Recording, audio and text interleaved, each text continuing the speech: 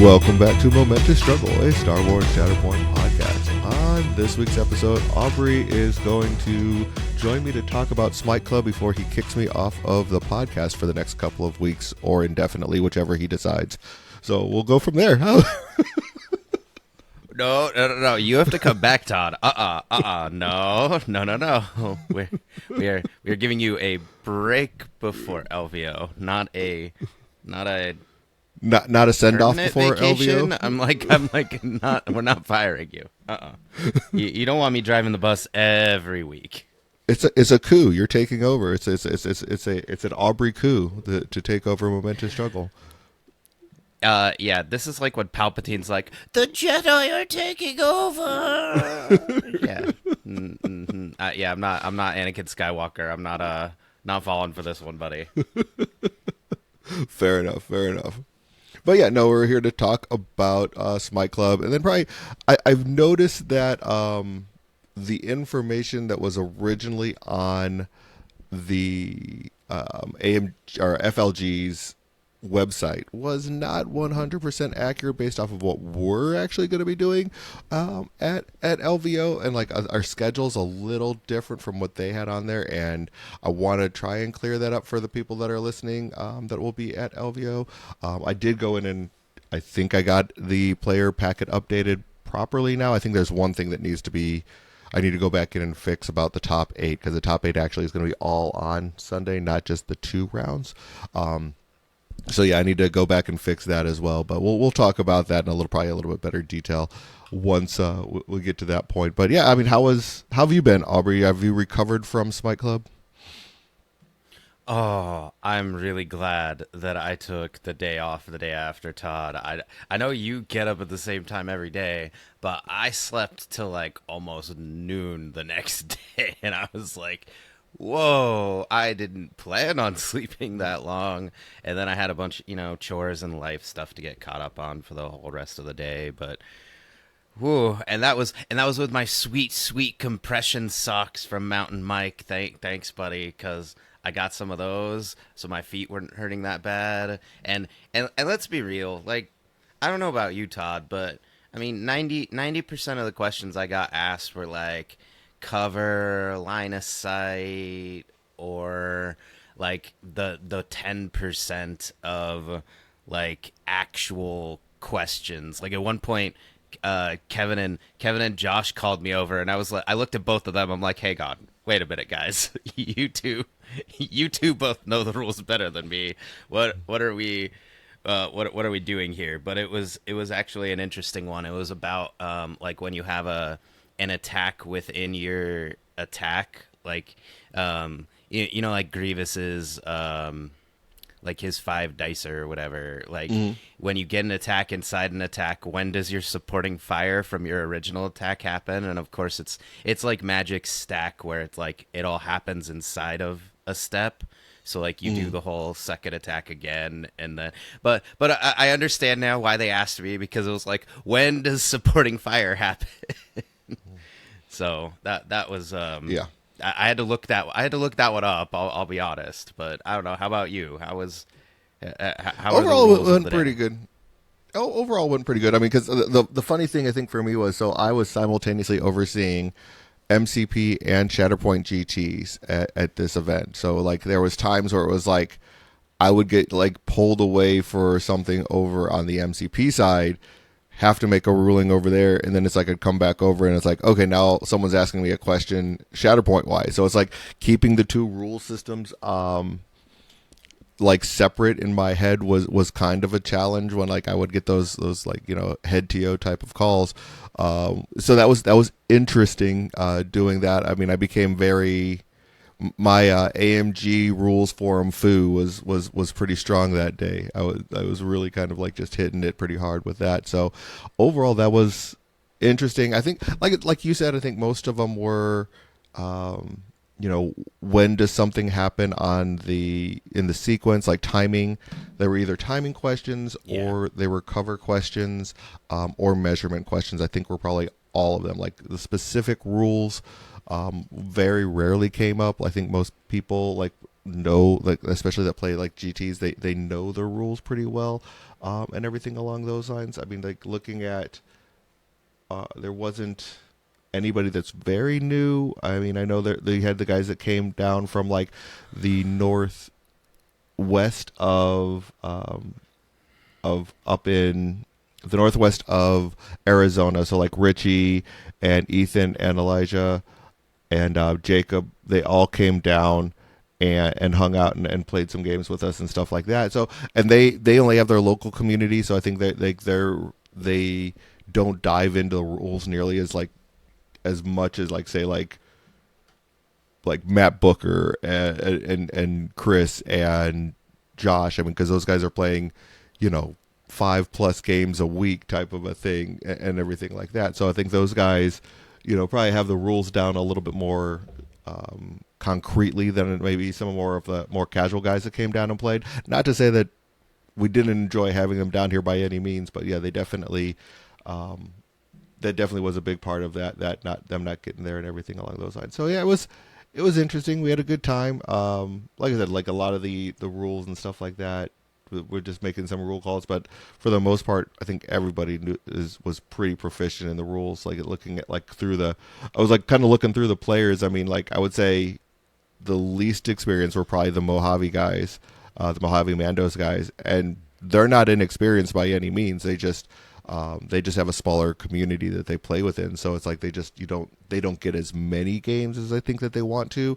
I did help them out by giving them some of the older prize support stuff that I had, and some of the stuff that we had like just like from other events that we've run, and like because we kind of collect just like random prize support like pops and just like really little Star Wars trinkets and stuff like that. So I gave them some of that stuff to help them try to hopefully build their community because it is kind of small up there. They're kind of in the Kingman, Havasu City area, so there's it's just a smaller area. So I think they're working on trying to build up their community a little bit better. So, but yeah, like those are probably like I mean, and I know all of them were up at LVO last year. They'll be up at LVO again this year. So they're definitely active players. So I think that attributed to a lot of the calls that we didn't get, I think, because everybody just was very experienced within the game.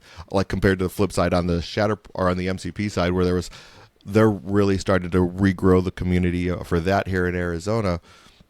So we had like 6 guys that were probably like in their first or second event ever were playing in the GT. So there was Oh a lot of times wow. where it was like, yeah, so there was like so with that it's like some of the questions I had were like, no, this is how it works, type of a thing, just like reclarifying like different issues that haven't been asked both in a long time because as they were just original core rules that and stuff like that. Not like nothing wrong with it. Glad that we're growing the community and everything like that, but it just changed like the type of calls that you would get from one game system to the other. Yeah, and that's true. The other one I did get several. Are they in or are they out? I have to shout out specifically Dane's brother asked me 3 times in one game, was it in or was it out? And all 3 times I had to rule against him. And so I kind of felt bad because I'm like, 'cause, like every time I'm like, I get why you have me over here. This is really tight. Let me like look at this from a couple of different angles. And every time I'm Mm. like, it's in or it's out. But like every time it was in or out, it was not in his favor. So after the third time, he was like, hey, what are you doing, Judge? And I'm like, I'm sorry. I'm just looking. I'm just looking at where it is on the table. I promise. Oh, Dane's brother can be kind of like for those who don't know, that's Bagalator, Dane's brother. Yeah, he can be kind of a oh mercy. But yeah, no, it was. I mean, Welcome, Austin. overall, I think it was a great event. Like there was, I think we as TOs probably learned some stuff. I mean, like it was, and I'm not, I don't want to sit there and put this out like I was upset or frustrated or anything like that with like the feedback we got about the terrain because I definitely want all the feedback that we get.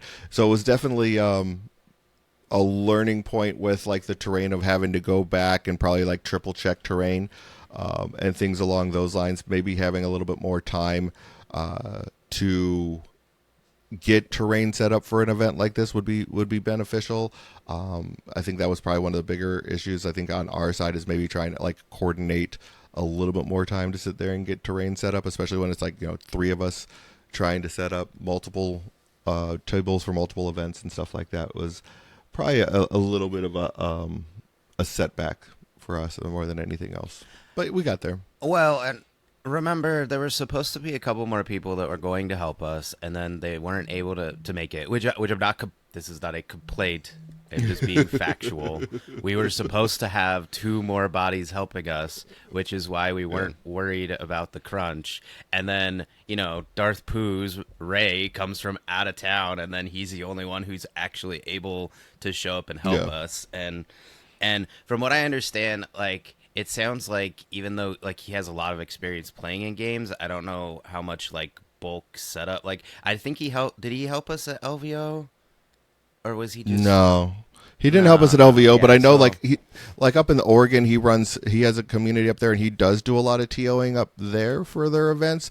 But I don't think it's at the scale that we have. I think most of their events are like right. 10 to 12, like 8 to 12 players. So I don't think it was quite this scale. But yeah, definitely. Yeah.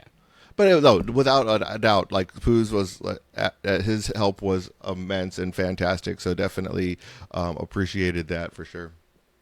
Yeah. And okay, all right. I'm just gonna say it. Yes, there was one table that didn't have enough scatter on it. Yes, that's true. It didn't have enough scatter on it.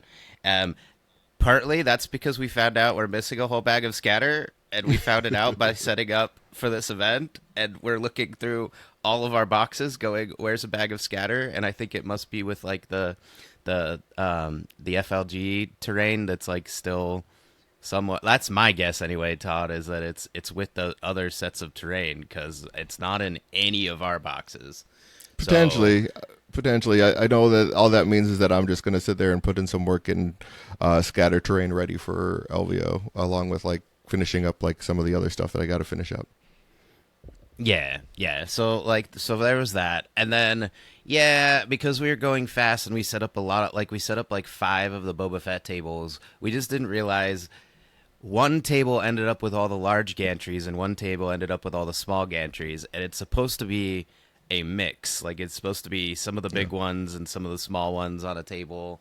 But I again PSA everybody, when you set up table after table after table, you they start to blur together for me at least because I go, "Oh yeah, I have plenty of gantries on this table. I have plenty of scatter on this table." But really I'm thinking about the third or fourth table that I just finished making, and now I'm over here with the same paint scheme, setting it up again, and my brain's just going on autopilot, which is why usually we have somebody go around and double check everything after we're done, but we didn't have time to do the double trip because we did go and measure everything and there and like we did a quick like let's look at the objectives, make sure all the objectives are good.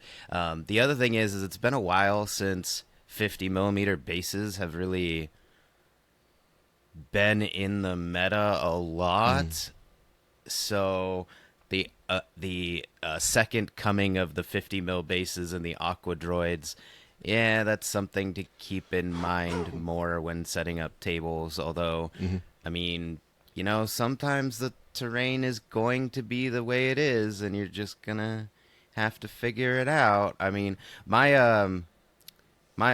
only other announcement is, hey, if you get to a table at the beginning of an event and it seems wonky to you, the judges are allowed to move things.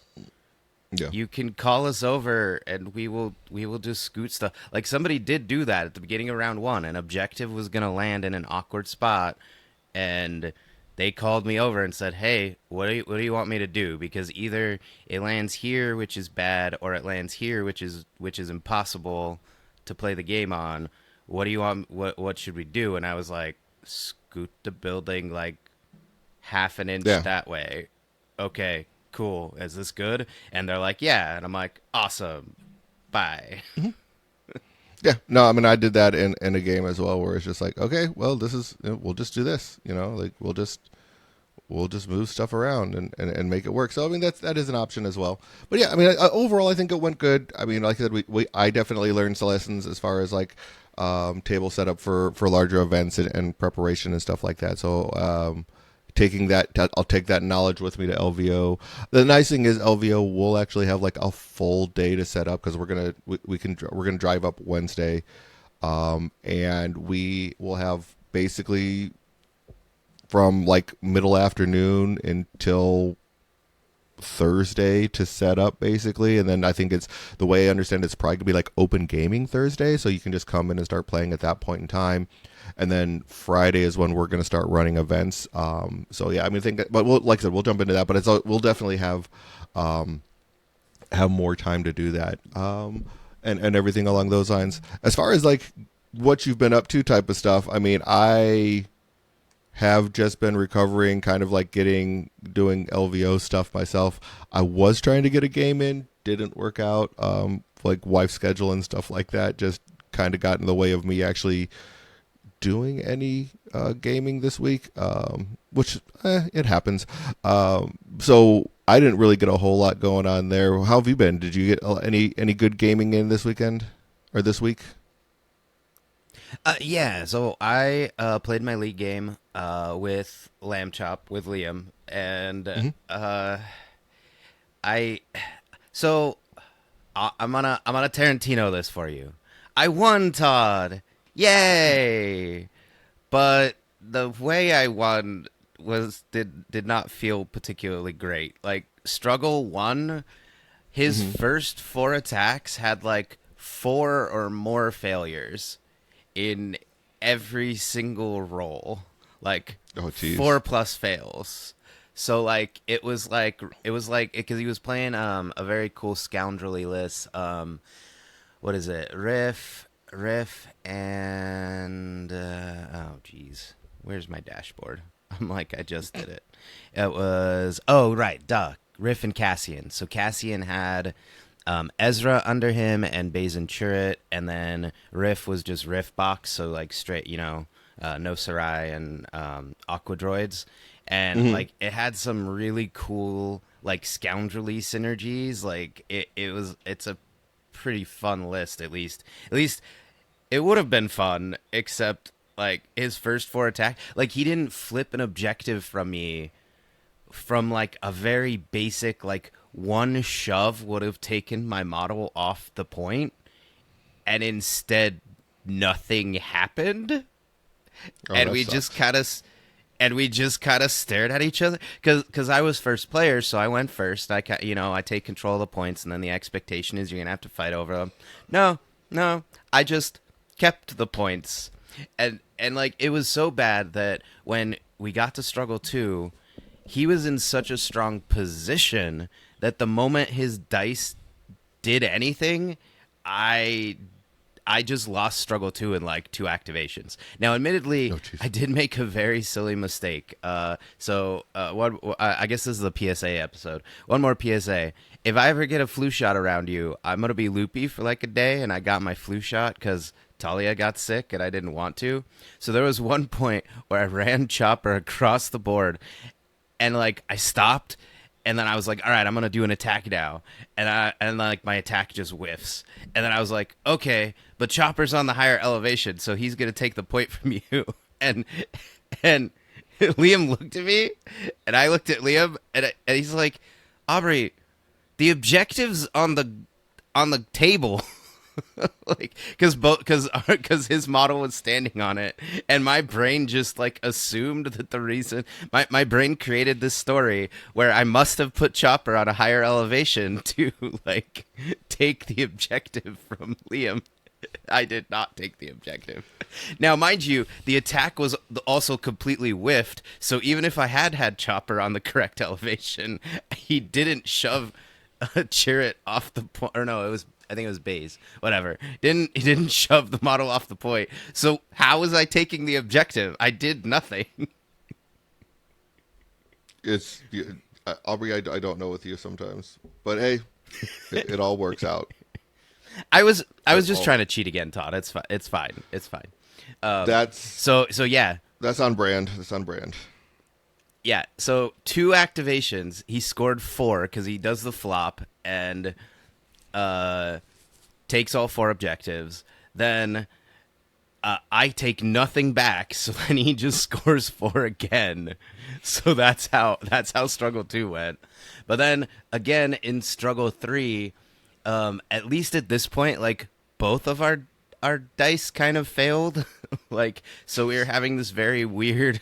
We had this very weird, like our attacks and defenses. Nobody's dice were doing what they're supposed to do, so we're all getting kind of turtled up on the point because it was like the middle objective was on, and then I think like his right point, my back middle point, something like that, and so like we just ended up trying to eh, like like baby slap each other off of the objectives, and then it just ended up that his order deck went like the two models that weren't able to affect any objectives were the ones that then went after those like weird attacks, like just in a row. And meanwhile, I got my Shatterpoint card, and I'm like, well, I'm gonna move this guy So over order here, deck take this. variants.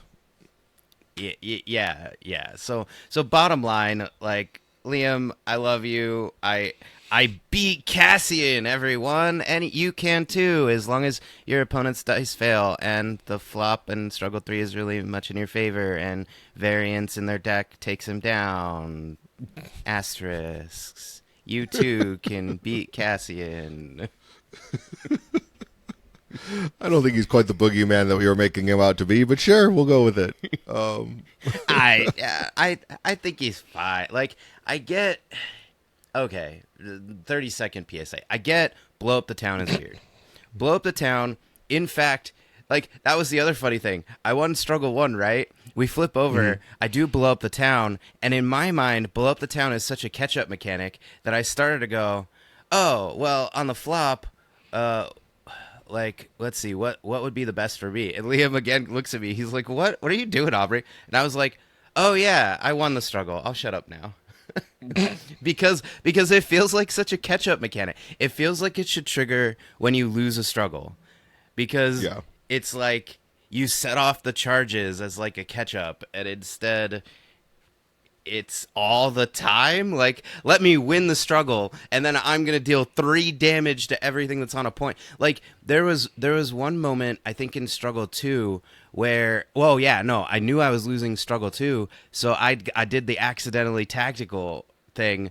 I moved Ezra off of an objective to my back point because I thought maybe it would be one of the ones that would turn on.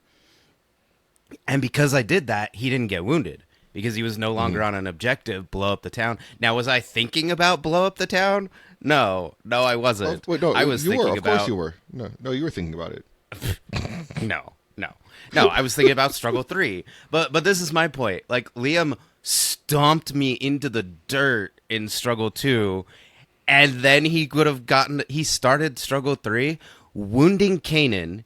He would have wounded Ezra if I hadn't moved Ezra off the point. And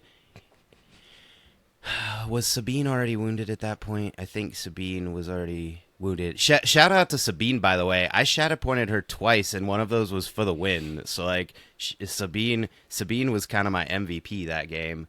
Nice. But you get my point, Todd. I would have started struggle 3 having gotten my face kicked in with 2 models wounded because of how blow up the town works. So I get people's frustration. Like I get it. And no revenge triggers because I was playing Kanan Mando. So like I would have gotten, that's not or I guess I enemy would have gotten attack. them. Yeah, I would have gotten the Mando one, but not the Not other the one. Kanan Although one. getting the Mando trigger right before the objectives flip isn't that great either. Where am I sending him to? Who knows? No, I mean you can like play the math of it all and figure out. Okay, well it's probably going to be here, but yeah. All right, well let's talk a little like Smite Club recap. I mean, it's like we didn't. I'm starting to watch the games as I do the editing of the top 8 or of all of the games. Like if I can get DaVinci Resolve to start cooperating with me anyway. But no, I'm doing I'm doing my editing. I mean, there was some fun games there. There was quite a field. I mean, like we weren't quite as stacked as Nova, because I mean, we didn't have the reigning world champ or anything like that, but I mean, but we had some great players like Liam went 4-0. Holden, he did pretty well. He's a, I don't think people have like gotten to know him like on the bigger scene, but he's like fantastic. You had Nick Rader, who was top four, Matt Booker, who won the original Adepticon. Sarah Cool came down to play with us. Brady and Kevin Caldwell both came and played as well. So I mean, there was like quite a few good players that came out to play the game, and of course Poos from up in the Pacific Northwest coming down to play as well. So we had quite a few well-known players, I guess you could say, that came out to play in the event. So Well, it was interesting. don't forget about the local Shark Tank. I mean, we've got several locals that get a lot of games in, and they all came out in force. I mean, like there's I'm glad that I was TOing. I don't know if I would have wanted to throw my hat into this Smite club like last year. Maybe there was a chance. This year, you know, just throwing chum in the water. Yeah, no, it was. I mean, yeah, you definitely you had Dane and of course Dane's brother, Magalator, yeah, that guy. So yeah, those two definitely are fantastic players, uh, and the Hutchback is great. I mean, we just have a lot of good players that came out. It was, I think the funniest thing to me though was like kind of looking at the breakdown of players of units that we had. No Anakin, no Jyn Erso, and I think out of the other ones that we didn't have, Veers, Lando, Crosshair Primary, Crosshair. Asajj, yeah, Asajj and what's her name, Amidala. Those are kind of expected, but no cast or no Jyn Erso, no Anakin. Just was kind of crazy to me. But you know who did show up and actually got played in two games, not one but two? Chief Chirpa. Yeah, I knew who you were gonna say as soon as you said. I was like, yep, yep. So okay, Anakin surprises me a tiny amount, except that I think we've all figured out that Anakin is very dice dependent. If Anakin does the thing, Anakin's happy. If Anakin doesn't do the thing, Anakin doesn't actually do much to help the rest of your board state. So Right. like he suffers from the same thing he had before. I gotta shout out the rogue support guys because they were grumpy on their episode about there not being Jin. Okay, so first off, we just got the boxes, and remember how nerds are about putting gray models on the table.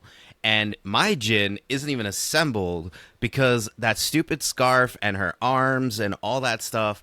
I was concerned about like being able to get the angles to paint her, and so my Jin Urso is still a disassembled a zombie in a box while I come up with the time to paint her. So I suspect, amateur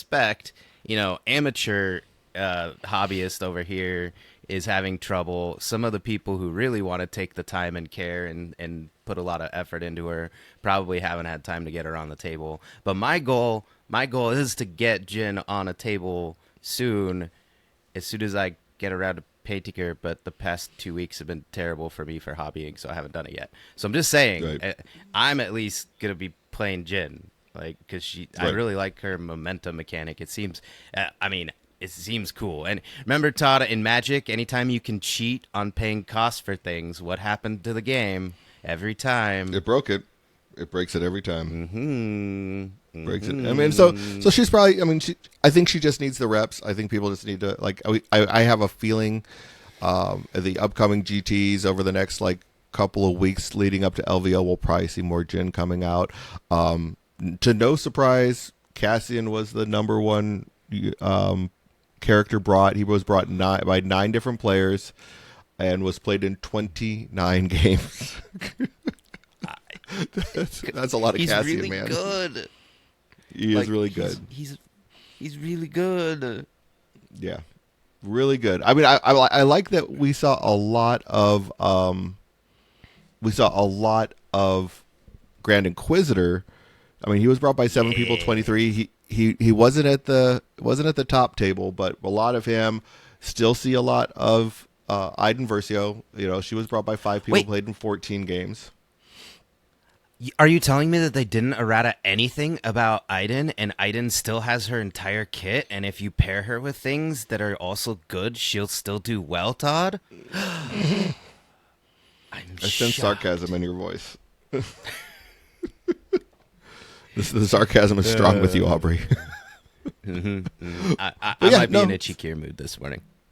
yeah, fair. Apparently, a lot of Kit Fisto though. I mean, only 4 players brought him, but he was played in 13 games, which was interesting. That he was the most brought, most represent, not most brought, but most represented in games uh, out of all of the Republic.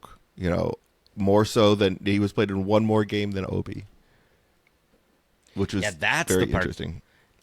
that's the part that surprises me because if you were going to ask me to pick one model that would be quote unquote most played Galactic Republic, I would have put money on Obi-Wan. Just full stop. Yeah, He goes into too many builds. His identity is just that good. And then I'm looking at Kit Fisto going, this seems fishy. I like that. Yes, I'm still Good doing pun these there. things, Todd. Good pun. Good pun. But yeah, I mean, it was interesting. I think like that we the lack of Kiadi Bundy, I think, was also interesting. He was brought by 4 players, but only played in 7 games.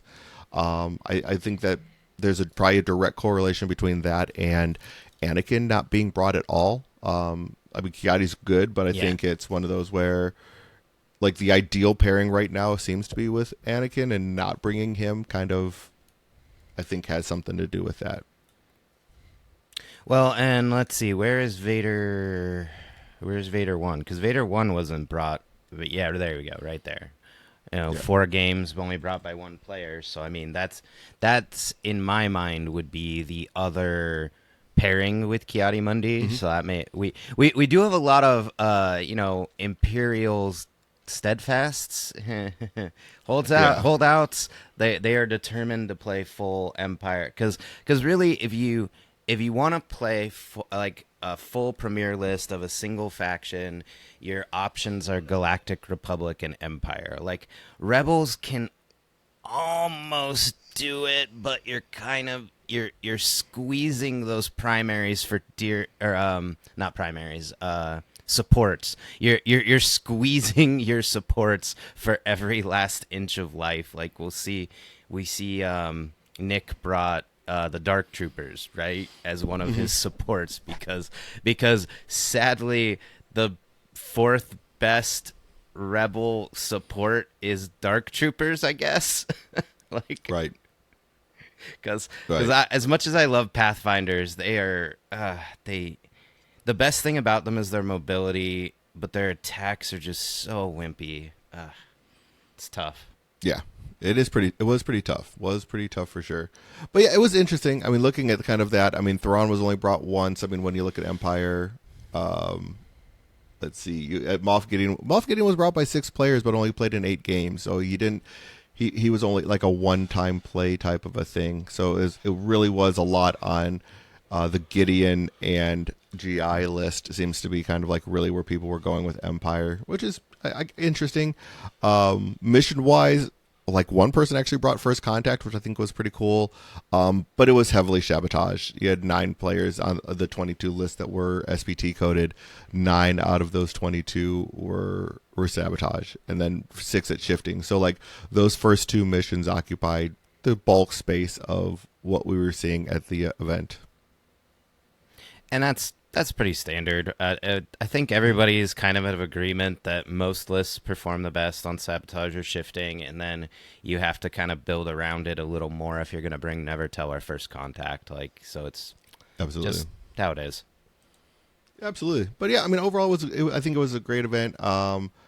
Yeah, like I said, like Nick 2-0ing at the end to take out Brady. Like that was like a fantastic match. I'm working. I'm hoping to get those all edited and up, but God only knows what the way Da Vinci Resolve and me are fighting right now. So there were some great rounds, though, some great matchups all around. I mean, with looking at just everything, the top 8 was just insane. Where it was Brady ended up playing into Liam, who was our only undefeated Austin, Dane's brother, Maglater.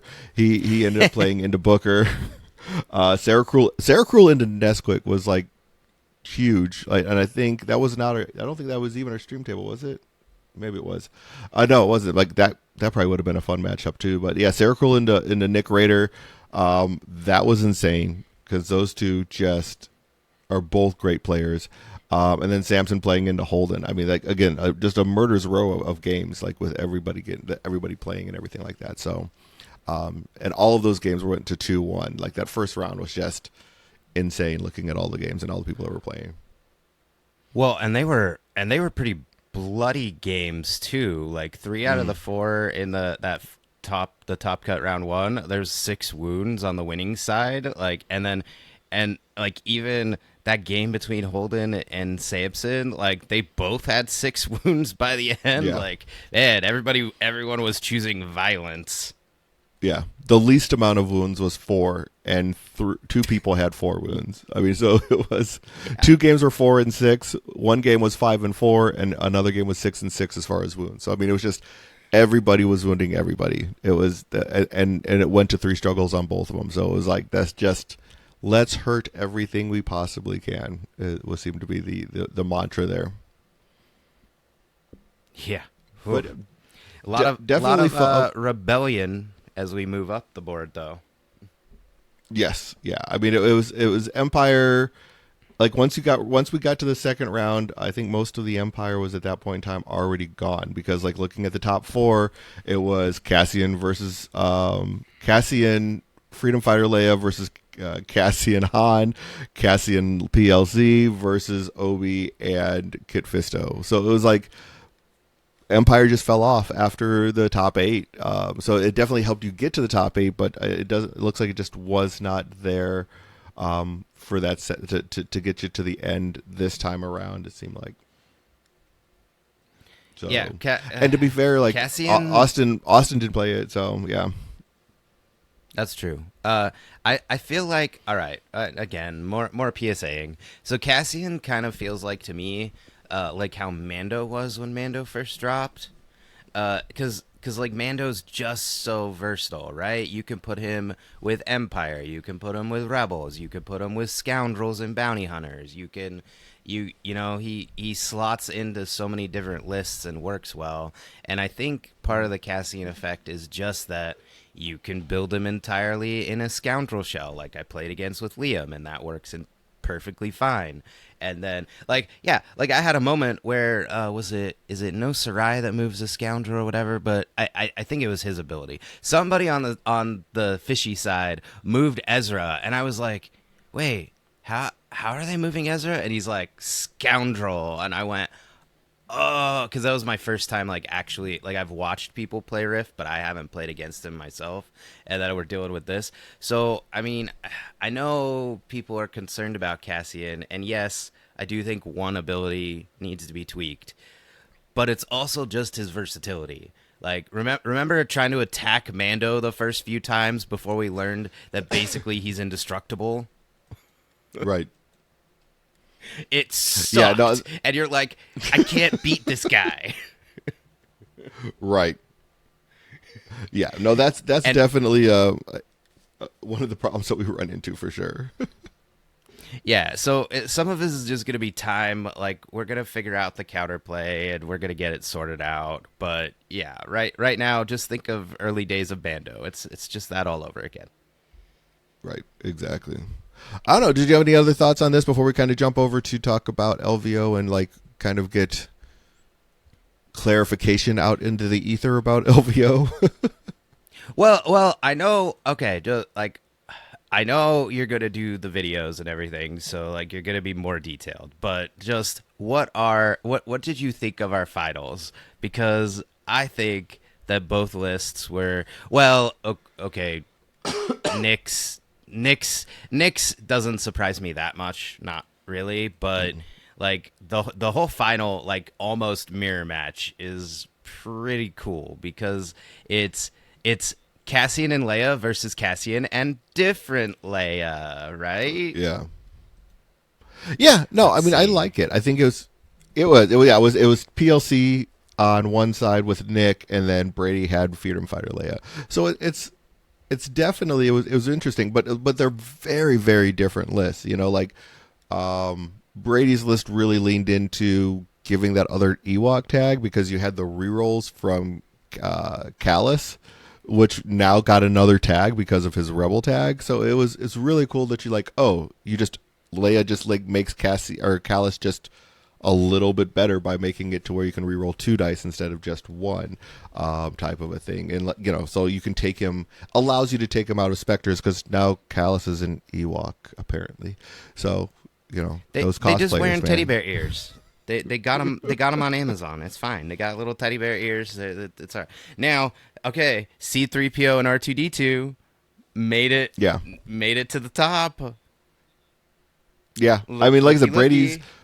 Brady's list was amazing. It absolutely was just like something that I would have never expected. For like when it comes to especially a top table list. So, and I think that's kind of, you know, the list building, the creativity that Brady had was phenomenal, phenomenal. So I'm excited to like hopefully get to that point where I can get that edited and get that out because I think it'll be a fun video to end up playing and everything along those lines, or to end up watching and just kind of see where everybody is with that. Yeah, What are and your yes, thoughts? Other Nick. than that, Well, I was just gonna say, and yes, Nick, you eventually took it all down, and congratulations one more time. I'm planning on basically copy pasting your list for right now because it's as close to full Rebels as I think I can conceivably get. We're just gonna graffiti those Dark Troopers if I can ever get my hands on them, since I'm missing the body of one. Uh, but I just Brady's list is the one where it's just wow. Like I don't think like I've tried the whole like Freedom Fighter Leia Callus lists in the past, but if you had hmm told me, oh yeah, somebody really good player is gonna take that to a GT and then go all the way to the finals, I would have been like, okay. I mean, good players can do good things, but okay. And here I am, completely proven wrong about my skepticism. yeah, that happens though. That happens. Wait, So I can yeah, be I mean, wrong I'm about things, excited. Todd? Yes, you can. You absolutely can, and that's okay. Shocking. It's acceptable. It's acceptable. Like, but so yeah, I mean, but so kind of like looking over to like what's next on the horizon, at least for us here. I mean, you're going to be doing a couple of like other podcasts with like bringing some guests on, so I can kind of focus on getting everything I need to get done for LVO and everything along those lines. But LVO, the schedule that we had come up with was not exactly what they had published on the Las Vegas Open FLG's website. So I went and like I said, I went and edited that and sent off the edit to them. The way it's going to kind of work is there's going to be open play on Thursday. That's definitely, I don't know if that's even in there, but they're now opening it up to where you can get into the vendor hall. At least that's the thought process is you're going to be able to get into the vendor hall on the second and actually get in to do some open play on the second as well. So that's going to be one of those things where so that Thursday it's going to be open. So we should have the table set up by then for you to come in and play. We'll probably be doing some more tweaking of the tables and stuff like that just to make sure they're ready for the GT. So we have like a good 2 days to really kind of get those tables like kind of locked into where they're going to be acceptable for playing in the tournament. But so we'll Yeah, have those. come and kick the tires. Come and Yeah, we'll get all the tables set up and come do some open play and find something we've missed because it's 22 tables we're setting up, right? That sounds right. I don't. Yeah. There's probably more than that. To be honest, I think there's going to be like there's a couple people I've talked to on the side that are like last minute additions and stuff like that. So we'll see what like how it all pans out. But yeah, we're definitely going to have some open play available. So like kind of get your games in, kick the rust off, and do some practice games. See it like before you lock your list in for Thursday, or for Friday, I should say. And then so Friday, we decided that after last year, 5 rounds was just a little too much, and we have 3 days available to us to kind of get games going, so we can like see how that'll work out to try and get the gameplay going. So basically, what we're going to do is we're going to do the first 4 rounds of the GT on Friday, so that you're not there all day. You get a little bit more time in between rounds, so you're not as, because I think that fifth round, like last year, everyone was just kind of done. I think they were really kind of burnt out last year on that one. I So, never ever want to do that again, and I wasn't playing. I was just judging. And right. like everybody was rummy, people were getting grumpy, like just no, no, no, no, no. Yep. So yeah, so we're gonna just do the first 4 rounds, and then going into Saturday, the first thing that we're gonna do is have 1 round of the GT at that point in time. The last round of the Swiss of the GT will be that day, so that you come in, we'll know who makes the cut at that point in time, and then basically kind of just, and then we're not going to do the top cut of the GT until Sunday, and then we're going to pair that with a team event for those who don't make the top cut there. And I know someone had asked, what are you going to do if like the person that you were planning on playing with doesn't make the top cut? Well, like the last year, what we did was like, we kind of just helped people. Hey, here's someone who wants to play in the team event. You don't have a partner. Now you guys are friends. Go order a bucket of beer and have a couple beers and play some Shatterpoint. I mean, that kind of is like what it turns into Yep. anyway. Especially with the team event, it's more of a casual hanging out, having a good time. We try and make it fun and everything along those lines with the extra Shatterpoint card rule that we kind of just throw in there, and stuff like that. So that's going to be a fun event. But after the last round of the Swiss of the GT, we're going to do a 3 round three mirror event as well, just to like, kind of like let everyone kind of relax. I want the top eight, them to have a time to just kind of decompress, not jump right into the top eight or something along those lines. So they're going to be just do a nice little 3 mirror event, 3 round 3 mirror event for everyone, and have fun doing that. The one thing I will say, going into that is, have we decided if we're going to do the true 3 mirror or we're going to do the Americanized 3 mirror? Because I don't. So, like, the way that the Canadians have designed it was that you played each one of the lists, like each variation of it. And the way that, like, they did it in Nova was you just couldn't escape your destiny. So you could play the same pairing like in 2 games and then play like a different pairing as long as you played the third one. And I kind of like that better, because like there's not as much list building. Like it does add a list building wrinkle to it, but at the same time, it's like I don't know if that's what everyone is going to want. I don't know. What is your thoughts there, Aubrey? Well, I mean, do you want my knee jerk reaction or do you want what I think is probably the correct answer? Well, give me both. Why not? Well, my knee jerk reaction is I didn't know we were playing Through Mirror wrong, and I think the Canadian version is way better than the the U.S. version, and I Mm-hmm. think that we should do so to make it clear, the true Canadian Three Mirror. I don't even know if we're calling it Canadian. Whatever. The true Three Mirror is you have a list We A, call it B, the and maple C. syrup 3 mirror. The maple syrup 3 mirror is what we The call it. maple syrup. You have A plus B, then you play A plus C, then you play B plus C. So you have to mix and Correct. match all 3 lists. I Correct. think that's the most interesting and the most challenging. But we are talking about people flying into Vegas, and we are talking about extra list building constraints on them. It would definitely be easier from a cognitive load if we just left it as it's basically Premiere, but you don't have to play all 4 lists. So, with that in Yes. mind, I really, really want to do the Canadian version, but I don't know if that's the right choice, Todd. Yeah, and that's kind of where I am too. It's like it'd be fun to play that one, and I think that's a cool way to do it when you're playing like in just a set tournament at your LGS or something like that. But for this, I think like at least for this time around, and we can always adjust fire as we go. I think we're just going to do you, as long as you can't escape your destiny. You can play. You don't have to play A plus B, B plus C, C plus A, type of a thing, and just not escape your destiny. So I think that's going to be I'm locking in that in it's in writing. Yay. that's going to be the kind of the All route that right. we go with that one. But I will say, think about this for next year because Aubrey's probably still going to advocate for the true three mirror again next year.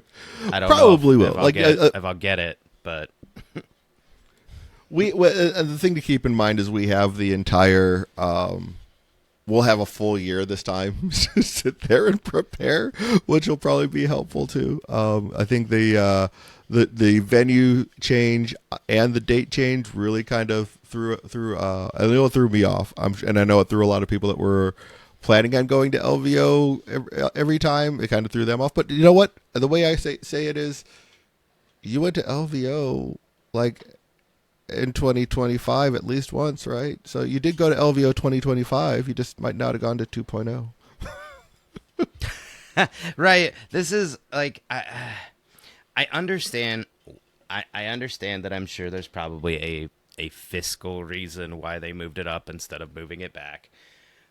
But please don't have FOMO about this. This is basically we got a bonus event this year, Yeah. and if you get to attend it, awesome. If you didn't, there will still be LVO 2026, and you'll have a whole year to prepare. And again, we were crunching the numbers about our terrain because I was freaking out about whether or not we were going to have enough. And then Todd had to remind me, Aubrey, we don't have as many players as we did in January. We're fine. And I was like, Mm-hmm.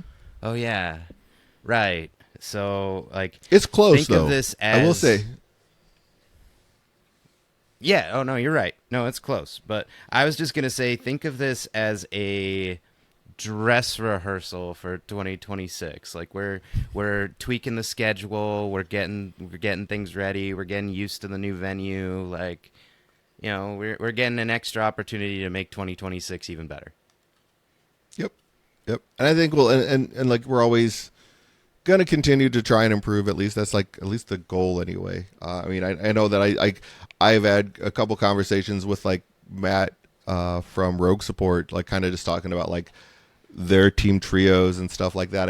We don't have the bandwidth I think to change to team trios at this point in time, but Mm-hmm. it's like that might be where we go with teams like next year is doing a team trios. I don't see 5 player teams unless the we get a significant increase in the amount of players because that's like I said, that's you need 40 players for that, so you would need to have at least 40 plus you would need to The top have eight.